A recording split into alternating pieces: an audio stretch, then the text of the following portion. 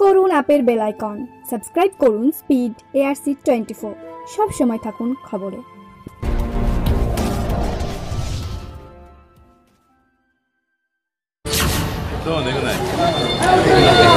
বক্তব্য রাখবেন প্রদেশ কংগ্রেস সভাপতি মাননীয় সাংসদ অধীর রঞ্জন চৌধুরী মহাশয়।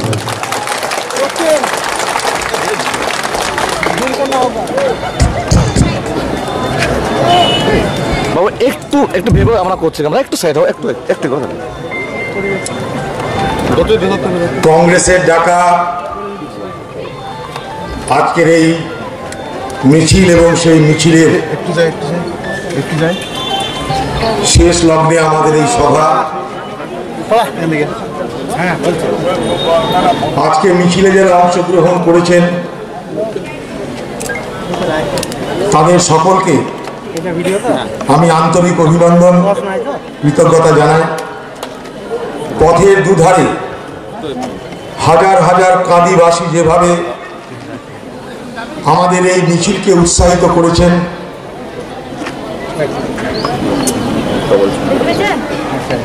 সেই কাঁদিবাসীর প্রতি আমার শ্রদ্ধা, ভক্তি, নমস্কার, একটু সালাম জানাই।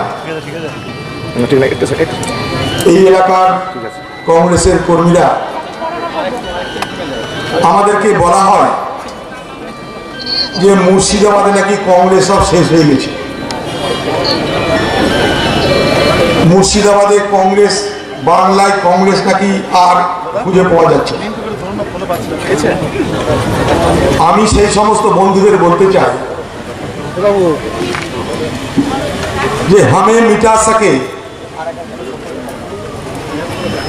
ये जमाने की दम नहीं, जमाना खुद हमसे है, हम जमाने से नहीं। আমাদেরকে মেটাবে এ শক্তি কারো নেই, কারণ আমরাই শক্তি। এই শক্তি তাই মানুষের কথা বলে, মানুষের দু আশীর্বাদ নিয়ে আমরা বেঁচে আছি, বেঁচে ছিলাম, বেঁচে থাকব। পুলিশের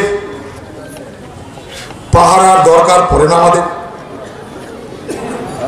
পুলিশের রক্ষার দরকার পড়ে না আমাদের, পঞ্চায়েত লুট করার প্রয়োজন পড়ে না আমাদের, মিউনিসিপ্যালিটি ডাকাতি করার প্রয়োজন পড়ে না আমাদের।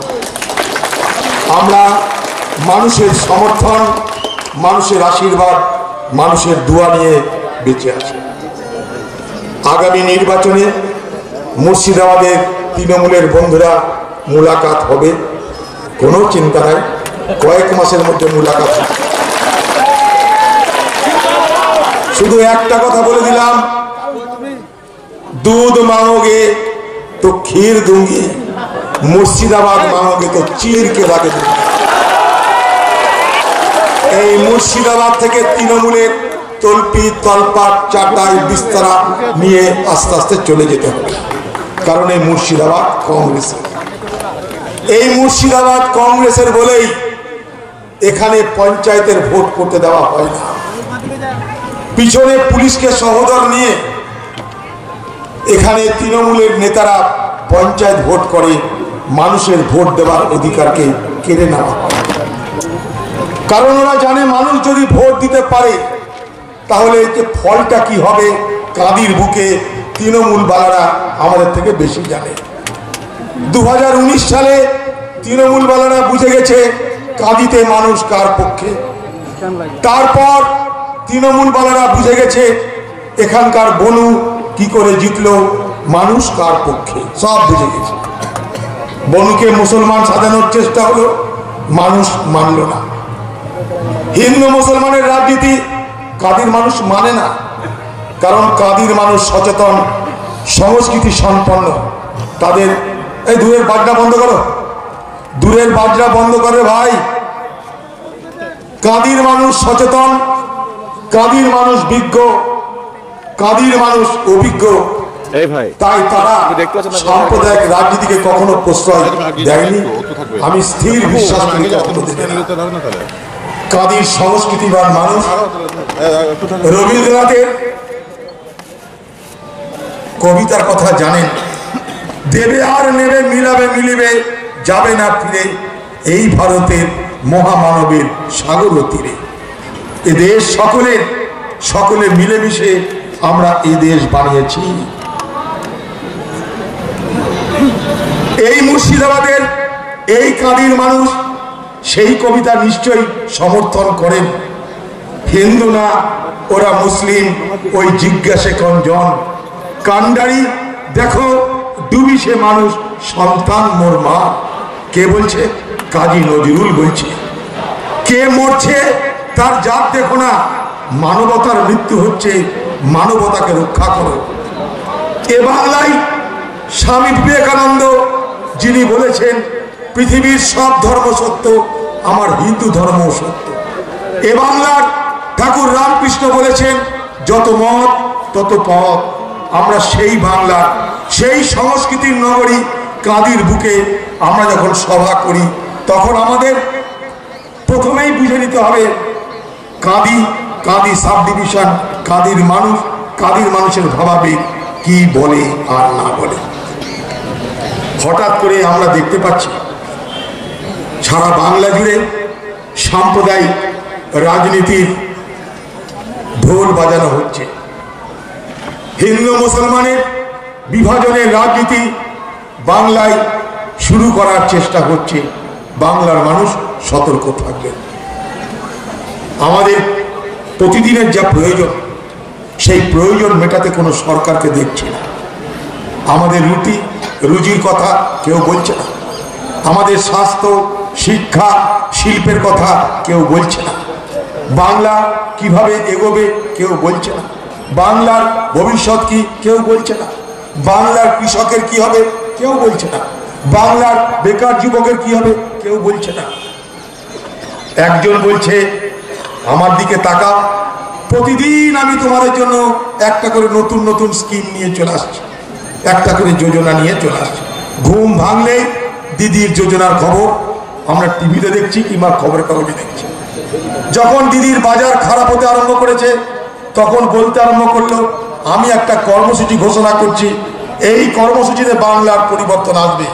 কর্মসূচির নাম দিদিকে বলো। দিদিকে বললে সব সমস্যার সমাধান হয়ে যাবে। দিদিকে বলার চেষ্টা তো করলো বাংলার মানুষ, দিদিকে কোথাও খুঁজে পাওয়া গেল না। কারণ দিদি ফোনে থাকেন, দিদি হোয়াটসঅ্যাপে থাকেন আজকাল, দিদি প্রশান্ত কিশোরের পকেটে থাকেন আজকাল, তাই দিদিকে বাংলার মানুষ আর খুঁজে পায় না। তাই আমি তখন বলেছিলাম দিদিকে বলো প্রোগ্রামটাকে নতুন নামকরণ করে দাও, সেখানে জুড়ে দাও আমি দিদি, তোমরা দিদিকে বলো। আমার পিঠে আছে কুলো আর কানে আছে তুলো, তোমরা যত খুশি দিদিকে বলো, বলেই যাও। দিদি দেখলো দিদিকে বলো প্রোগ্রাম বাজারে খেলো না, তখন কি আরম্ভ করলো দুয়ারে দুয়ারে। তারপরে দুয়ারে দুয়ারে যখন খেলো না তখন বলছে পাড়ায় পাড়ায়, এখন বলছে স্বাস্থ্য প্রকল্প, তারপরে বলছে চোখের আলো, তারপরে নাক কান সব বাকি আছে, ধীরে ধীরে ওগুলো আসবে। তো প্রশ্ন আমার এখানটাই, স্বাস্থ্য প্রকল্প তো আগে ছিল, কংগ্রেসের আমলে রাষ্ট্রীয় স্বাস্থ্য বিমা যোজনা আমরা তো শুরু করেছিলাম 2006-07 সালে। আমরা তখন থেকে পশ্চিমবঙ্গ সরকারকে, তারপরে তৃণমূলের সরকারকে বারবার বলেছিলাম যে বিমা প্রকল্পের আওতায় স্বাস্থ্য ব্যবস্থাকে নিয়ে আসা হোক। কেউ আনলো না। দিদি 11 সালে ক্ষমতা এলো, তার মনে পড়েনি। 10 বছর পর তার এখন মনে হচ্ছে স্বাস্থ্য প্রকল্প করা দরকার, কিন্তু এ কথা বলছে না যে স্বাস্থ্য প্রকল্পের টাকা আসবে কোত্থেকে। বিমা কোম্পানি তারা তো দিদির কাছে ভাইফোঁটা নেয়নি যে তারা বিনা পয়সায় বাংলার কোটি কোটি মানুষকে স্বাস্থ্য প্রকল্পের টাকা দিয়ে দেবে, তা তো নয়। স্বাস্থ্য প্রকল্পটা কি? বিমা কোম্পানি আপনাকে পয়সা দিবে। সে বিমা কোম্পানিকে পয়সা দিবে কে? রাজ্য সরকার। রাজ্য সরকার একবারে বলছে না আমি বিমা কোম্পানিকে টাকা দেব। বিমা কোম্পানিকে টাকা দিতে গেলে সেই টাকা কোথা থেকে আসবে রাজ্য তার হিসাব দেয় না। সেই টাকা কি বাজেটে ধরা ছিল? রাজ্য তা বলছে না। তাহলে বিমা কোম্পানিগুলো কি এখানটায় আমাদেরকে খাতি করার জন্যে তাদের নিজেদের কোম্পানির টাকা দিয়ে আমাদের স্বাস্থ্যের পরিষেবা দেবে বলুন তো? যে রাজ্যে আপনার আমার মাথার উপরে আজকে ধারের বোঝার পরিমাণ 4,20,000 কোটি টাকা, কালকে যদি আপনার ঘরে একটা বাচ্চা শিশু জন্মগ্রহণ করে, পৃথিবীর আলো দেখার আগে, পৃথিবীর বাতাস গ্রহণ করার আগে তার মাথার উপরে ধারের বোঝার পরিমাণ হয় 50,000 টাকা। ঢাকের দায়ে বাংলার মনসা বিক্রি হয়ে গেছে, অথচ দিদির প্রকল্প থামছে না, সকাল বিকাল প্রকল্প। স্বাস্থ্য যদি খারাপ হয় বাংলার মানুষের, আমি তো ট্রেনের রিজার্ভেশন করে আমি জানি, যাদের সামান্য পয়সা আছে ঘটি বাটি বিক্রি করে স্বাস্থ্যের জন্য তাদেরকে যেতে হয়, চিকিৎসার জন্য তাদেরকে যেতে হয় ব্যাঙ্গালোর, ম্যাড্রাস। কেন? আমার গ্রামে চিকিৎসার ব্যবস্থা আছে। আমার গ্রামে চিকিৎসা ব্যবস্থা থাকলে শহরে যেতে হয় কেন? শহরে চিকিৎসা ব্যবস্থা থাকলে কলকাতায় পাঠানো হয় কেন? হাসপাতালে ডাক্তার খুঁজে পাওয়া যায় না কেন? হাসপাতালে নার্স খুঁজে পাওয়া যায় না কেন? বাংলার মুখ্যমন্ত্রী সেগুলোর জবাব দেন না। নির্বাচন এসে গেছে, এখন দুবেলা দিদির প্রকল্প আমাদের কান ঝালাপালা করে দেবে। ছোটবেলায় পড়াশোনা করে বড় হইনি, আমি পড়াশোনা জানি না। আমি 9-10 পর্যন্ত পড়েছি, কারণ আমার পড়তে ভালো লাগে না। তো বাবা প্রতিদিন আমাকে দুবার করে পিটাতো পড়াশোনা না করার জন্য। আমি বলতাম পড়তে ভালো লাগে না তো ভাই কি করব? বলছে পড়তে হবে, ভালো না লাগলে কি করা যাবে? তোকে খেতে দেওয়া হবে না। কখনো কখনো খেতেও দিত না, কিন্তু পড়তে যে ভালো লাগে না তো কি করবো? এ করতে করতে পরীক্ষা চলে এসছে। বাবার মার তো কোনো রকমের সহ্য করলাম, এবার তো মাস্টারের মার খেতে হবে যদি পরীক্ষায় ফেল করি। তখন কি করতাম? দিন রাত এক করে পড়েই যাচ্ছি, আর বাড়ির লোকের কান ঝালাপালা করে দিচ্ছি। তখন বাবা আরেকবার উত্তম মধ্যম, আরেকবার পিটানি। সারা বছর পড়তে বলেছিলাম, পড়িসনি, পরীক্ষার সময় এখন পড়ে তুমি পণ্ডিত হবা বলে ওই মা। আমার আজকে বাবার কথা মনে পড়ছে এই কারণে, দিদিকে দেখে। সারা বছর দিদি পড়লো না, 10 বছর দেখলো না, পড়লো না, শিখলো না। ভোটের আগে পরীক্ষা যখন হবে, এখন দিদি দিন রাত বলছে পড়বো, এটা দিব, সেটা দিব, ওটা দিব। কি মনে আছে? আপনাকে 10 বছর থেকেও মানা করেনি? 10 বছর বাংলার মানুষের উন্নয়ন করতে তো মানা করেনি? আপনি 10 বছর কি করেছেন তার হিসাবটা দিন। একটা শিল্প করেছেন বাংলায়? না, একটা। বাংলায় একটা শিল্প হয়েছে গত 10 বছরে? না। আপনি বলছেন 29 লক্ষ বেকারের চাকরি দিয়েছি। প্রশ্ন আমার, কোথায় চাকরি দিয়েছেন? কোন দপ্তরে? কিসের চাকরি? জানতে চাই। আপনি বলছেন আবার ক্ষমতা এলে 35 লক্ষ বেকারের চাকরি দেবেন। কি করে? কোথায়? কোন দপ্তরে? জানতে চাই। আকাশে চাকরি, পাতালে চাকরি, কোথায় চাকরি? জানতে চাই। চাকরি কোথায় তা জানার জন্য বেশি দূর যেতে হবে না। এই বাংলার এই কাঁদি সাব ডিভিশনের হাজার হাজার বেকার ছেলে পরিযায়ী শ্রমিক হয়ে সারা ভারতবর্ষে ছড়িয়ে আছে, আমি তার সাক্ষী। যখন নরেন্দ্র মোদী করোনার বিরুদ্ধে লড়বার নামে হঠাৎ করে লকডাউন ঘোষণা করে দিল, সেই বিভৎস দৃশ্যের কথা আজও চোখের সামনে আসছে। সারা পৃথিবীতে লকডাউন হয়েছে, কোথাও 4 ঘন্টার নোটিশে লকডাউন হয়নি। সারা পৃথিবীতে লকডাউনের কারণে কোথাও লক্ষ লক্ষ মানুষ বাড়ি ঘর ছেড়ে পথে বার হয়নি তার নিজের গ্রামে ফিরে যাওয়ার জন্য। দেখেছেন পৃথিবীর কোথাও? দেখতে পাবেন না।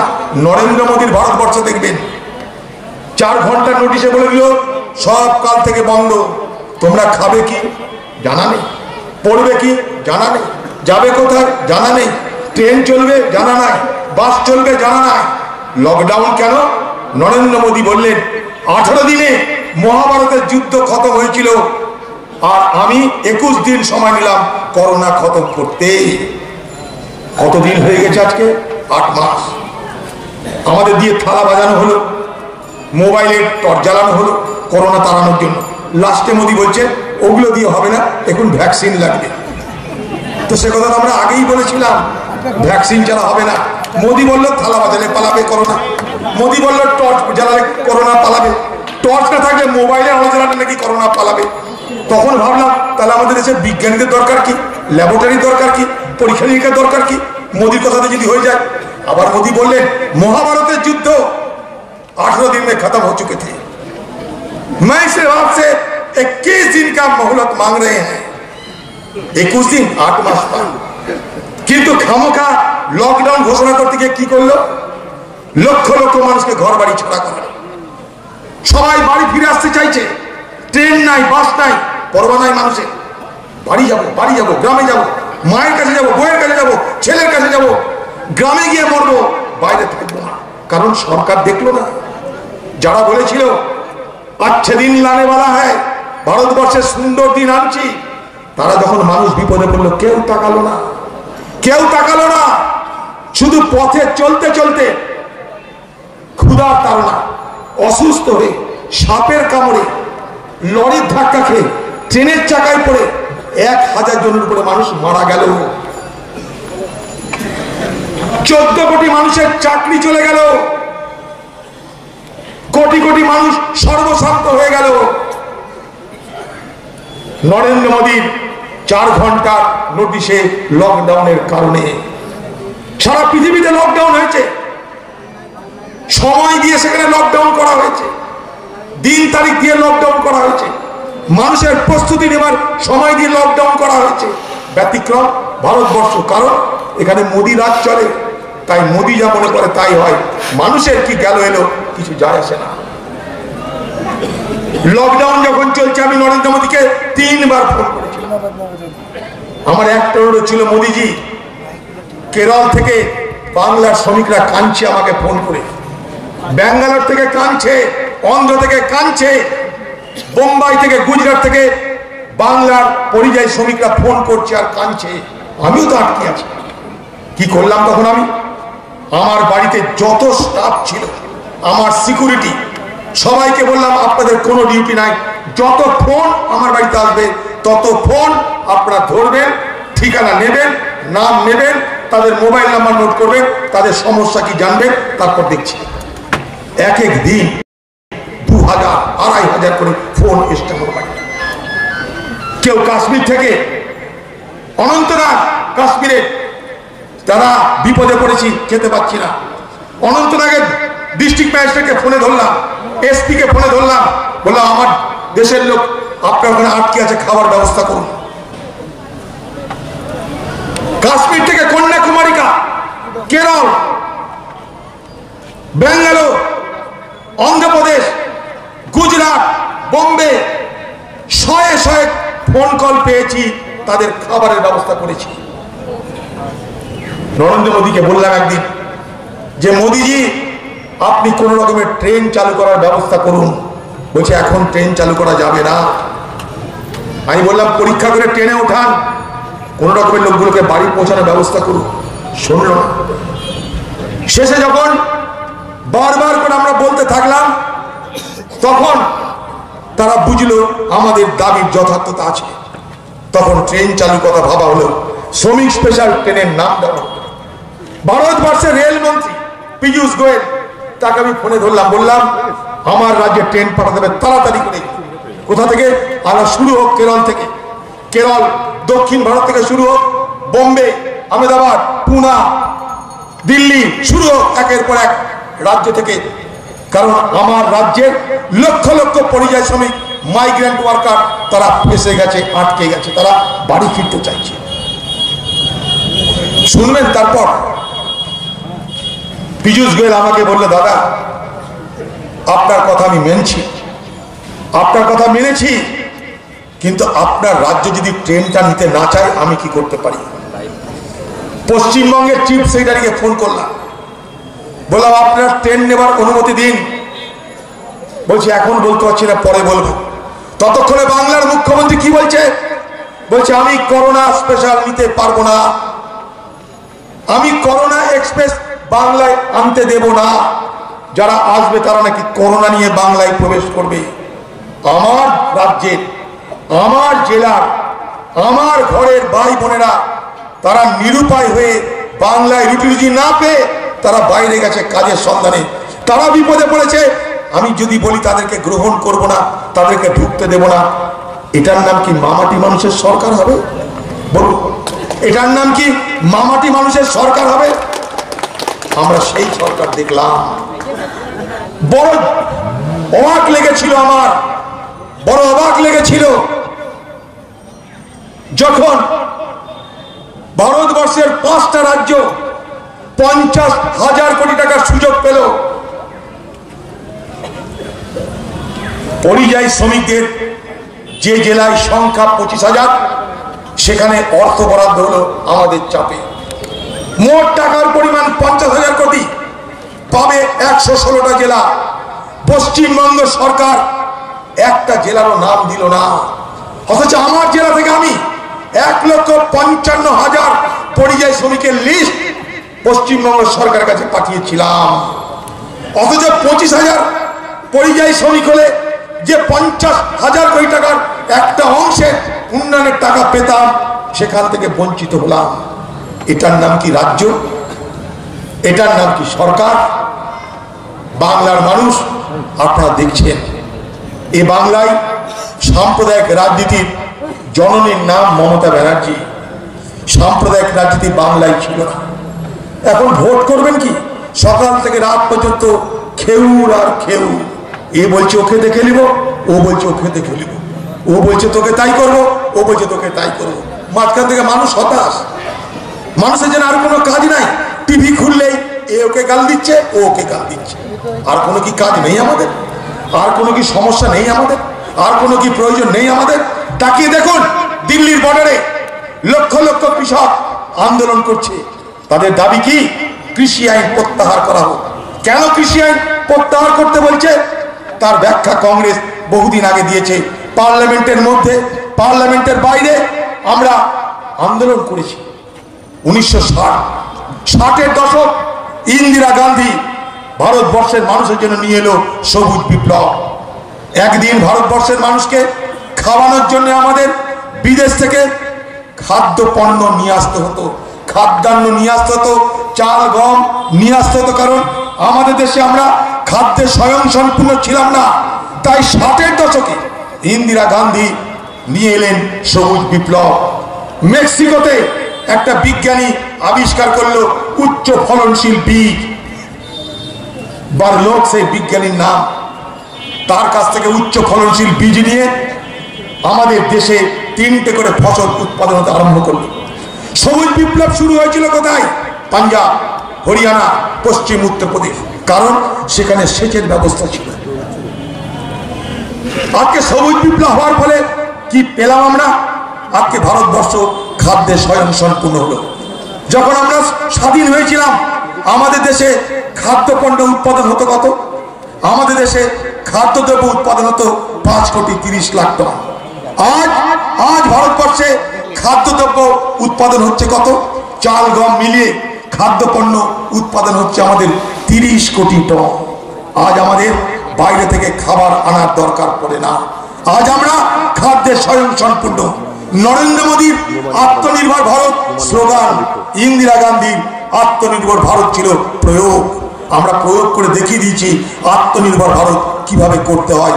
খাদ্যে স্বয়ংসম্পূর্ণ হয়ে, খাদ্যে আত্মনির্ভর হয়ে আমরা প্রমাণ করে দিয়েছি। আজ আপনার পাড়ায় যে রেশনের দোকানটা আছে, আজ আপনার পাড়ায় রেশন দোকানের মাধ্যমে যে সস্তায় চাল গম পাচ্ছেন, আজ আপনার পাড়ার রেশন দোকানের মাধ্যমে যে খাদ্য সুরক্ষা আইনের 2 টাকা 3 টাকা ধরে চাল গম পাচ্ছেন, কিসের দৌলতে? ইন্দিরা গান্ধীর দৌলতে। এবং খাদ্য সুরক্ষার ব্যবস্থা করতে পেরেছিলাম সবুজ বিপ্লব করে, তার দৌলতে। ইন্দিরা গান্ধী বলেছিলেন, পাঞ্জাব হরিয়ানার কৃষক তোমরা ধান গম উৎপাদন করো, সরকার তোমাদের কাছে লাভজনক মূল্যে সেই ধান আর গম খরিদ করবে। খরিদ করে সেগুলোকে আমরা মজুত করব, মজুত করে সেইগুলোকে আমরা রেশন ব্যবস্থার মধ্য দিয়ে ভারতবর্ষের মানুষকে সস্তায় সরবরাহ করব। এটাই ছিল ইন্দিরা গান্ধীর স্বপ্নের গণবন্টন ব্যবস্থা। তাহলে একদিকে সবুজ, তারপরে গণবন্টন ব্যবস্থা অর্থাৎ রেশন ব্যবস্থার মধ্য দিয়ে আপনাদের কাছে সস্তায় খাবার পৌঁছে দেওয়া, এটাই ছিল। আজকে সেই আইনগুলোকে কেড়ে নিতে চাইছে। সে আইনগুলোকে কেড়ে নিতে চাইছে।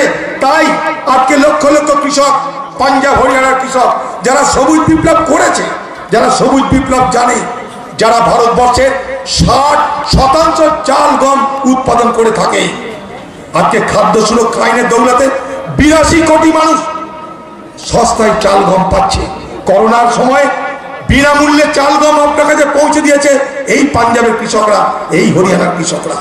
তাদের কাছ থেকে অধিকারটা কেড়ে নিলে, এই আইনটাকে প্রত্যাহার করে নিলে, অর্থাৎ যে সুযোগ তাদের ছিল সেই সুযোগ থেকে বঞ্চিত করলে শুধু পাঞ্জাবের কৃষক নয়, সারা ভারতবর্ষের সাধারণ মানুষ তারা বিপদে পড়বে। সারা ভারতবর্ষের খাদ্য সুরক্ষা বিপন্ন হবে। তাই তারা আন্দোলন করছে, আর সেই আন্দোলনে আমরা সমর্থন করেছি। 102 বছরের বৃদ্ধ আন্দোলন করছে, 12 বছরের ছাত্র সেও আন্দোলন করছে। আজকে 42 দিন পার হয়ে গেল, 1 ডিগ্রির নিচে টেম্পারেচার, সেখানকার ঠান্ডা, সেখানে বরফ পড়ছে, বৃষ্টি পড়ছে, সেখান থেকে মানুষ সরছে না, আন্দোলন করে চলেছে। মোদী সরকার বলছে তোমাদের কথা মানবো না, কৃষক বলছে আমাদের কথা, যে কৃষকের কথা শুধু নয়, কৃষকের কথা সারা ভারতবর্ষের মানুষের কথা। খাদ্যে যদি আমাদের সুরক্ষা বিঘ্নিত হয়, আমি, আপনি, হিন্দু, মুসলমান, শিখ, খ্রিস্টান সবাই বিপদে পড়ব। আপনারা কি জানেন এখানকার কৃষক বন্ধুরা যে প্রতি বছর ভারত সরকার 23টা ফসলের উপরে ন্যূনতম সহায়ক মূল্য নির্ধারণ করে প্রতি বছর। এবছর ন্যূনতম সহায়ক মূল্য কত? 1868 টাকা 1 কুইন্টাল ধানের দর। এবছর এ গ্রেডের 1 কুইন্টাল ধানের দর 1888 টাকা। ভারতবর্ষের সব রাজ্য ধান খরিদ করবার টাকা পায়। এই আইনকে তৈরি করে গেছিল ইন্দিরা গান্ধী, কংগ্রেস সরকার। আজকে বাংলার কৃষক, কাঁদির কৃষক, কাঁদি হচ্ছে আমাদের ভাতঘর মুর্শিদাবাদে। আপনারা কি আপনাদের ধান 1868 টাকা 1 কুইন্টাল, এ গ্রেডের ধান 1888 টাকা 1 কুইন্টাল দরে বিক্রি করতে পারছেন? যদি না পারেন তাহলে বাংলার মুখ্যমন্ত্রীকে জিজ্ঞেস করতে হবে কেন আপনি আমাদের সঙ্গে বঞ্চনা করছেন। যদি আপনারা প্রশ্ন করেন, যদি তৃণমূল প্রশ্ন করেন মমতা ব্যানার্জি না হয় পারল না, কংগ্রেস কি পেরেছে? আমি বলবো হ্যাঁ পেরেছে। কি করে পেরেছে? বেশি দূর যেতে হবে না, বাংলার পাশে ছত্তিশগড় রাজ্য, সেই ছত্তিশগড় রাজ্যটা কারা চালায়? কংগ্রেস চালায়। সেখানে 1 কুইন্টাল ধান 1868 টাকার পর সেখানকার রাজ্য সরকার বোনাস দেয়। বোনাস পশ্চিমবঙ্গের রাজ্য সরকার বোনাস ঘোষণা করেছে 20 টাকা। সেখানকার সরকার, ছত্তিশগড়ের সরকার বোনাস ঘোষণা করে 1 কুইন্টাল ধানের দর কত দিচ্ছে জানেন? 2500 টাকা। খোঁজ নিয়ে আসুন আপনারা। ছত্তিশগড়ের কংগ্রেস সরকার 1 কুইন্টাল ধানের দর দিচ্ছে 2500। আবার বলছি 2500। আপনাদের ইন্টারনেট আছে, গুগলস আছে, মোবাইল আছে, খবর নিন, জেনে নিন ছত্তিশগড়ের কংগ্রেস সরকার 2500 টাকা 1 কুইন্টাল ধানের দর দিচ্ছে। আর এই পশ্চিমবঙ্গে প্রতি মুহূর্তে মামাটি মানুষের সরকার বলে যারা কান ঝালাপালা করে, আজকে তাদের রাজ্যে সেই কাঁদি সাব ডিভিশনের মানুষ ফোরেদের হাতে সস্তায় ধান বিক্রি করতে বাধ্য হচ্ছে। আসলে এটা তো দালালদের সরকার, এটা তো ফোরেদের সরকার, এটা তো চোরেদের সরকার, এটা তো ঠকদারদের সরকার, এটা তো লুটেরাদের সরকার। তাই সাধারণ মানুষের পাশে দাঁড়ানোর সরকারে আমরা কাউকে দেখতে পাই না। তাই বাংলায় আজ লুট ছাড়া আর কোনো গল্প হয় না। কৃষক তার ফসলের মূল্য পাচ্ছেন না। বেকার যুবক কাজের জন্য বাইরের রাজ্যে চলে যেতে হয়। শিল্প স্থাপন করতে কেউ আসে না। এখন বলছে বীরভূমে নাকি কয়লা শিল্প হবে, পাঁচামিতে নাকি কয়লা খাদান হবে। ভারতবর্ষের 5টা রাজ্য, তাদেরকে বলা হয়েছিল তোমরা পাঁচামিতে এসে কয়লা সংগ্রহ করো, কয়লা খনন করো। কোনো রাজ্য রাজি হয়নি। শেষে মমতা ব্যানার্জি রাজি হয়েছে। এ কয়লা বার করতে 50 বছর লাগবে। দিদি এখনই 50 লক্ষ চাকরি দিয়ে বসে আছে। বাংলার মানুষকে তাই ধোঁকা দেবেন না বাংলার মুখ্যমন্ত্রী মমতা ব্যানার্জি। বাংলার মানুষকে ধোঁকা দেওয়া হচ্ছে। ভারতবর্ষের মানুষকে ধোকা দিচ্ছেন মোদী, বাংলার মানুষকে ধোকা দিচ্ছে দিদি। এই বাংলায় সাম্প্রদায়িক রাজনীতির জননীর নাম মুখ্যমন্ত্রী মমতা ব্যানার্জি। আপনি শুরু করেছিলেন ইমাম ভাতা, কোন মুসলমান আপনাকে বলেনি ইমাম ভাতার কথা। আপনি শুরু করেছিলেন মুয়াজ্জিন ভাতা, কোন মুসলমান বলেনি আপনাকে মুয়াজ্জিন ভাতা দাও। আপনি মুসলমানদের মাসিয়া হওয়ার চেষ্টা করেছিলেন, মুসলমানদের ত্রাণ কর্ত্রী হয়ে ভোট দখল করার চেষ্টা করেছিলেন। আপনি বাংলায় কংগ্রেসকে, বামেদেরকে ধ্বংস করে দিলেন। ধর্মনিরপেক্ষ শক্তি হিসাবে কংগ্রেস, বাম তাদেরকে ধ্বংস করার মধ্য দিয়ে পরিকল্পিতভাবে বিজেপির রাস্তা খুলে দিলেন। ইমামদের কেউ ভাতা দিতে বলেনি, কোন ইমাম বলেনি। মুসলিম সমাজ আপনার দয়ায় ইমাম ভাতা ধার ধারে না। যেদিন থেকে মুসলিম সমাজের জন্ম হয়েছে সেদিন থেকে মসজিদ আছে, ইমাম আছে। সেদিন আপনিও ছিলেন না, আমিও ছিলাম না। যখন আপনি আমি কেউ থাকবো না, তখনও মসজিদ থাকবে, মক্তব থাকবে, ইমাম থাকবে। অতএব আপনি ইমাম ভাতা দিলেন আর না দিলেন তাতে মুসলিম সমাজের কিছু যায় আসে না। মুসলিম সমাজকে আপনি মনে করেছেন মুসলিম সমাজ মিসকিনদের সমাজ। মুসলিম তা বলেনি, আপনি মনে করেছেন। টাকা আপনি দেননি, ওয়াকফ বোর্ডের টাকা দেওয়া হয়েছে। ওয়াকফ বোর্ড মুসলিমদের, যারা ধর্মপ্রাণ মুসলিম, তারা আল্লাহ তাআলার নামে সম্পত্তি উৎসর্গ করে, তার নাম ওয়াকফ বোর্ড। সেই ওয়াকফ বোর্ডের রোজগার হয়, সেই ওয়াকফ বোর্ডের সম্পত্তি বাংলায় লুট চলছে, লুট।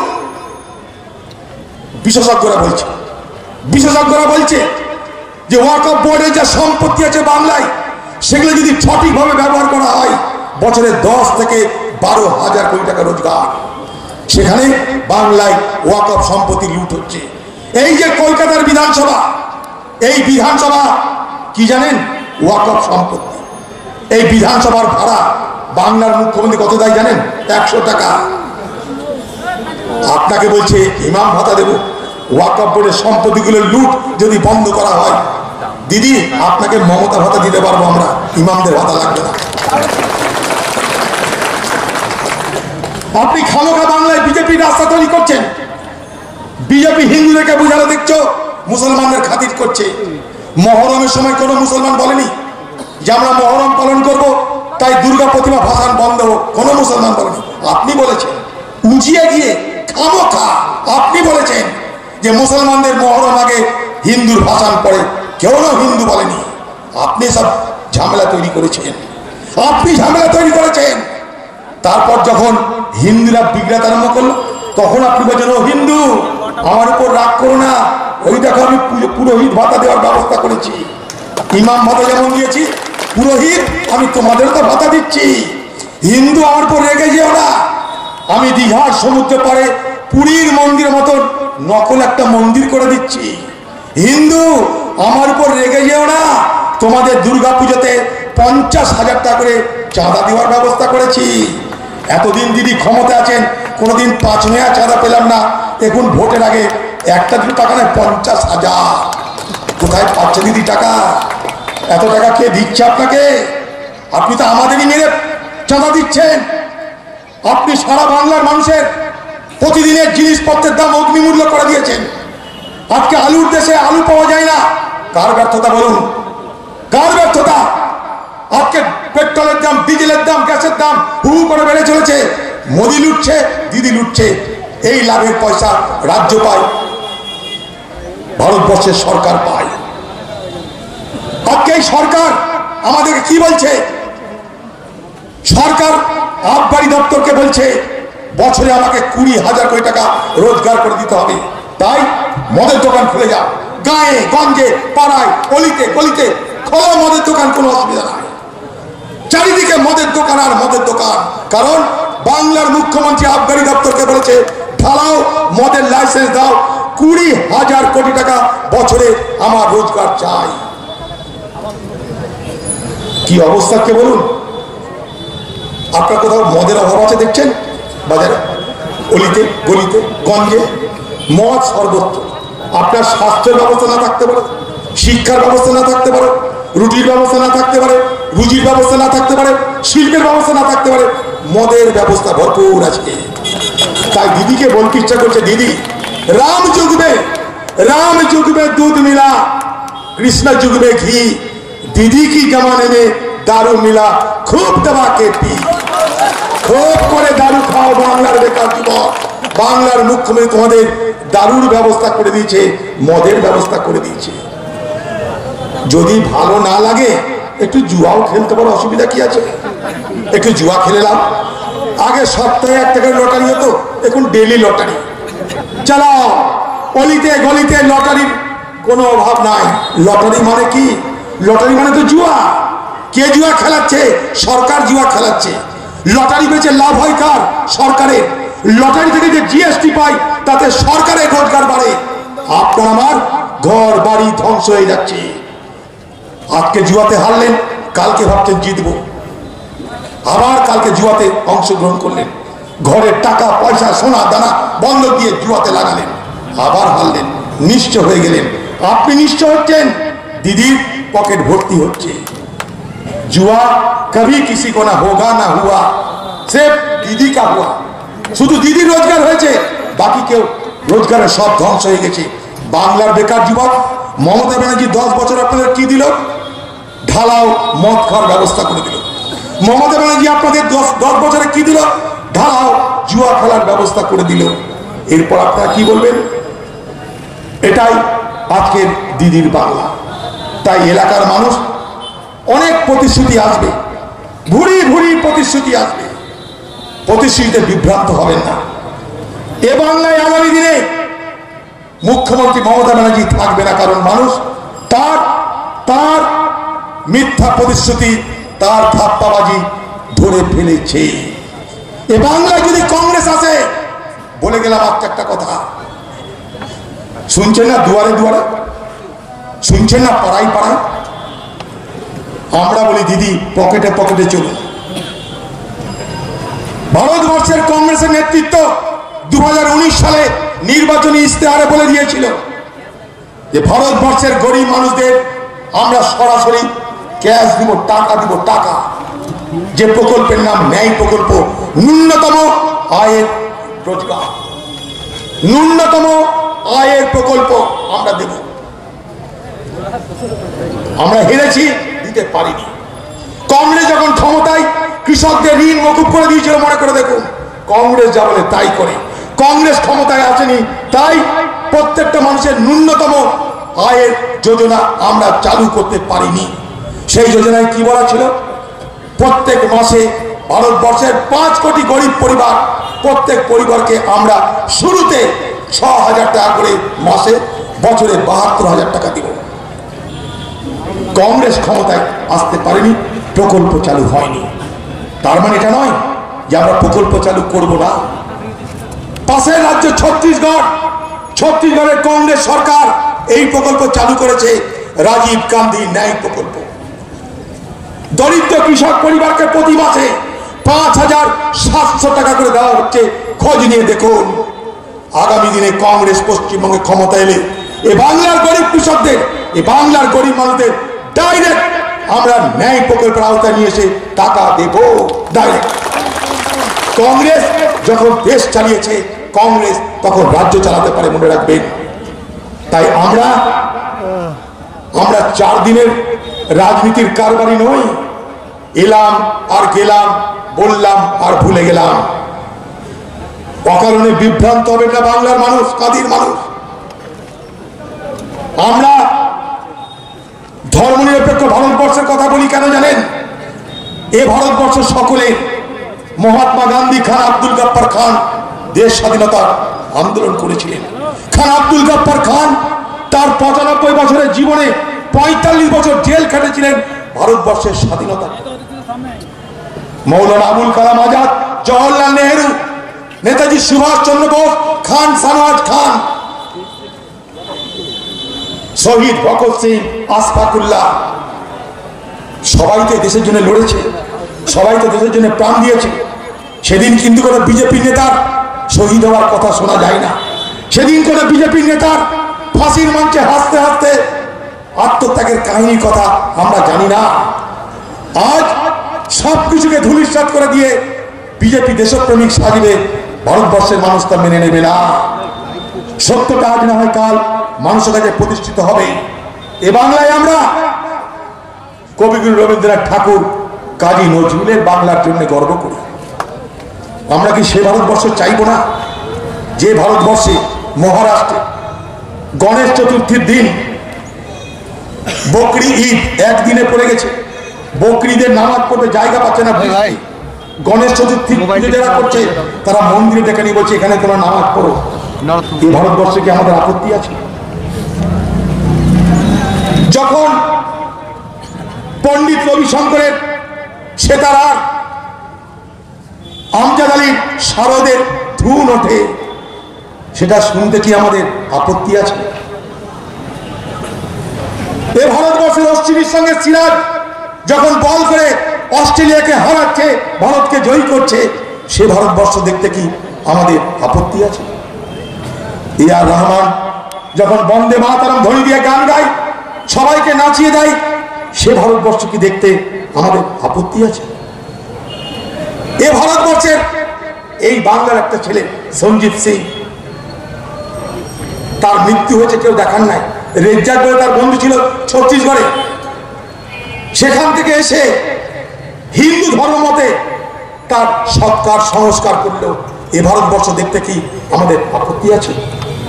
এ ভারতবর্ষে বোম্বেতে একজন ট্যাক্সি ড্রাইভার প্যাসেঞ্জার নিয়ে যাচ্ছে স্বামী স্ত্রীকে, স্বামী স্ত্রী মুসলমান, ট্যাক্সির মধ্যেই গর্ভের যন্ত্রণা উঠেছে, ট্যাক্সিওয়ালা কি করবে, তাড়াতাড়ি একটা মন্দির নিয়ে গেছে, সন্তানের জন্ম হবে। মন্দিরের মধ্যে যারা ছিল সবাই মিলে সেই মুসলমান মাকে, সেই মুসলমান পরিবারকে আশ্রয় দিয়ে সন্তানের জন্ম দিল। মন্দিরের মধ্যে মুসলিম মাতার সন্তান জন্ম নিল। সে তো ভগবান জানে না, সে তো আল্লাহ জানে না, কিন্তু সে জানলো পৃথিবীতে সে এলো। হিন্দু ধর্মের মানুষের, হিন্দু ধর্মের মন্দিরে মুসলমান মায়ের সন্তান প্রসব হলো। এই ভারতবর্ষ দেখতে কি আমাদের আপত্তি আছে? কেরলের মেলুগুলোতে 250 বছর আগে সংঘর্ষ হয়েছিল, সেই সংঘর্ষে মুসলমানদের পাশে দাঁড়িয়ে একটা হিন্দু শহীদ হয়েছিল, আজও তার পুজো হয় মসজিদের মধ্যে। এই ভারতবর্ষ দেখতে আমাদের আপত্তি আছে? বলুন বলুন, এই ভারতবর্ষ দেখতে আমাদের আপত্তি আছে? আমরা কি সবাই মিলেমিশে চলতে পারি না? এই কাঁদি শহরে, এই কাঁদি শহরে দুর্গা পূজার প্রতিমা বনু খান সকাল থেকে উপোস করে স্নান করে শুদ্ধ পোশাকে সেই দেবী দুর্গা প্রতিমার চোখ আঁকছে, তাকে দেখতে কি আপনাদের অসুবিধা আছে? তাই এই এলাকার মানুষ বিভ্রান্ত হবেন না ভাওতাতে। একটা গল্প বলে আমি আমার বক্তব্য শেষ করব, সন্ধে লেগে আসছে আমি জানি। এক দেশে একটা নবাব ছিল, সে নবাব গান শুনতে ভালোবাসত। আর এক গায়ক ছিল, সে অভাবী গায়ক, সে রোজগার করতে চাইত। একদিন নবাবের ঘরে সে গেল, বলল নবাব আমি গান গাইব, আপনি আমার গান শুনবেন? বলছে কেন শুনবো না, গাও ভাই। গায়ক মন দিয়ে গান গাইল। নবাব গান শুনে খুব খুশি হলো, খুশি হয়ে বলল আমি তোমাকে 500 বিঘা জমি দিয়ে দিলাম, তাল গাছ সমেত জমি দিয়ে দিলাম 500 বিঘা। গায়ক তো বাড়িতে চলে এলো, বউকে লাফাতে লাফাতে সে বলছে বউ 500 বিঘা জমির মালিক হয়ে চলে এলাম। বউ খুশিতে অন্যদিন মাছের লেজা দিত, সেদিন মুড়ো সুতো দিয়ে দিল, ওনাকে তুমিই খাও সব। খুব খেলো গায়ক। তারপর দিন আবার গেল নবাবের কাছে গান শোনাতে। নবাবের কাছে গান শুনিয়ে নবাবকে খুশি করলো, নবাব খুশি হলো। নবাব বললো আজ তোমাকে আরো বড় তোফা দিব। গায়ক বললো দিবেন কি দিন? বলছে 100 বিঘা 100 ভরি তোমাদের সোনা দিলাম, তোমার বউকে তুমি উপহার দেবে। বলছে সালাম। অবাক হতবাক গায়ক দৌড়াতে বাড়ি গিয়ে বলছে হাগো বউ, আজকে তোমার জন্য নবাব আমাকে 100 ভরি সোনা দেবে বলেছে। আর তোমার চিন্তা নাই, আমি তোমাকে 1 ভরিও কিনে দিতে পারিনি, নবাব তোমাকে 100 ভরি সোনা দেবে বলেছে। আবার তারপরে গায়ক তারপর দিন আবার গেল গান শোনাতে। নবাব গান শুনে খুশি হয়ে বলল তোমাকে আমি আমার অট্টালিকার অর্ধেক দিয়ে দিলাম। নবাবের এই কথা শুনে গায়ক মূর্ছা যাবে কিনা, অজ্ঞান হয়ে যাবে কিনা বুঝতে পারছে না। কোন রকমে বাড়ি এসে বউ করেছে, বউ আর কিছু করার নাই, নবাব যে অট্টালিকায় থাকে আমি তার অর্ধেকের মালিক। বউ বললো ভালোই তো, একবার তো যাও গিয়ে বলো কিছু তো দেন। তারপরে এই গায়ক নবাবের কাছে গেছে, গিয়ে বলছে নবাব সবই তো হলো, কিছু তো দেন আপনি। তখন নবাব বলছে তুমি এত সুন্দর গান শুনিয়েছ, আমি খুশি হয়ে গেছি, আমি তোমাকে এত প্রতিশ্রুতি দিয়েছি, তুমিও খুশি হয়ে গেছো। लेना देना क्या है भाई, इसमें लेने देने का क्या है? तुम मेरा कान खुश कर दिए हैं, मैं भी तुम्हारा कान खुश कर दिया। তোমার কান খুশি হয়েছে আমার কথা শুনে, আমার কান খুশি হয়েছে তোমার গান শুনে, লেনা দেনা কি আছে, বাড়ি যাও খুশি হয়ে। তাই দিদি যত প্রতিশ্রুতি এগুলো হচ্ছে সেই নবাব আর গায়কের লেনা দেনার প্রতিশ্রুতি, কানে ঢোকাবেন। তাই জগৎকে দেখুন চোখ দিয়ে, জগৎকে কান দিয়ে দেখবেন না। ওরা দেখাতে চাইবে কান দিয়ে, আপনার জীবনের অভিজ্ঞতা দিয়ে জগৎটাকে দেখুন। কংগ্রেসের কর্মীরা আগামী দিনে এই কাঁদি বিধানসভা, এই কাঁদি সাব ডিভিশন আমাদের দখলে রাখতে হবে। আজকের এই শপথ নিয়ে বাড়ি যেতে হবে। না সংঘর্ষ না তকলিফ, মজা কা है जीने में, बड़ा बड़ा तूफान থাম जाएगी সে আগ লাগালো সিনে মে। আগামী দিনে আমরা এই মুর্শিদাবাদ দখল করব। মুর্শিদাবাদের মানুষের আশীর্বাদ, মুর্শিদাবাদের মানুষের দুয়াকে পাথেয় করে আমরা নিশ্চয়ই আগামী দিনে মুর্শিদাবাদকে আমাদের কবজায় আনব। জয় হিন্দ।